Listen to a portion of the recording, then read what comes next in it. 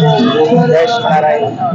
శ్రీ వైకుంఠపురం శ్రీ విరాట్ వెంకటేశ్వర స్వామి వారి క్షేత్రంలో భగవదర్చనగా జరిపేటువంటి మాసాన మార్గశీర్షోహమని మార్గశిర మాసంలో రథోత్సవ సేవా కార్యక్రమం అత్యంత వైభవంగా ఆ శ్రీనివాస పెరుమాళని రథ అధిరోహం చేయించుకొని రథస్థం కేశవం దృష్ట్యా పునర్జన్మ నవీచతే అనేటువంటి సూత్రాన్ని భగవద్ అనుగ్రహం ఉంటే పునర్జన్మ లేనటువంటి ఉత్తమమైనటువంటి లోకానికి వెళతామని భగవద్ అనుగ్రహాన్ని పొందాల్సినటువంటి జీవులంతా ఆయన కోసం ఎదురు చూసినటువంటి తరుణంలో ఆయనే భక్తులందరినీ కూడా అనుగ్రహించాలి అని మన సంగారెడ్డి పట్టణ పురవీధుల్లో విహరిస్తూ ఆయన దృష్టిని భక్తులందరికీ కూడా అనుగ్రహిస్తూ భగవద్ అనుగ్రహం పొందిన వాళ్ళందరికీ కూడా ఏమేమి ఈ లోకంలో పొందుతారో ఆ ముందు కూడా అనుగ్రహించడానికి ఆయన సంగారెడ్డి పట్టణ పురవీధుల్లో వైభవమైనటువంటి శోభాయాత్ర రూపంగా ఈ రథయాత్ర ఉత్సవం జరుగుతుంది.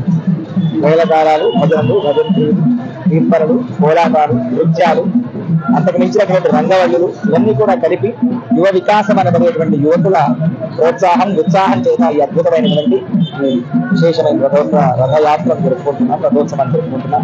భక్తులందరూ ఈ కార్యక్రమం అనుభవించండి. ధనుర్మాసోత్సవంలో జరిగేటువంటి అత్యంత విశేషమైనటువంటి సేవ ఇది.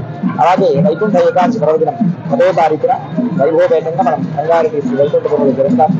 ప్రపంచంలో అతిపెద్ద వెంకటేశ్వరుడిగా ప్రసిద్ధి పొందినటువంటి వెంకటేశ్వర స్వామి యొక్క దివ్యానుగ్రహాన్ని లోకానికి అందరికీ అందించాలి అనేటువంటి ప్రయత్నంలో చేసేంత ఒక విశేషమైనటువంటి ఉత్సవం అది వైకుంఠ 30వ ఏకాదశి పర్వదినం. అలాగే ఈ ధనుర్మాస ఉత్సవ పరిసమాప్తిగా గోదా రంగనాథ కళ్యాణ మహోత్సవాన్ని భోగి పండుగ రోజు అంటే 13వ తారీఖున మనం సన్నిధిలో జరుపుతున్నాం. అందరూ రండి, అందరితో కలిసి రండి, భగవద్ అనుగ్రహాన్ని పొంది భరించేటువంటి ప్రయత్నం చేయండి.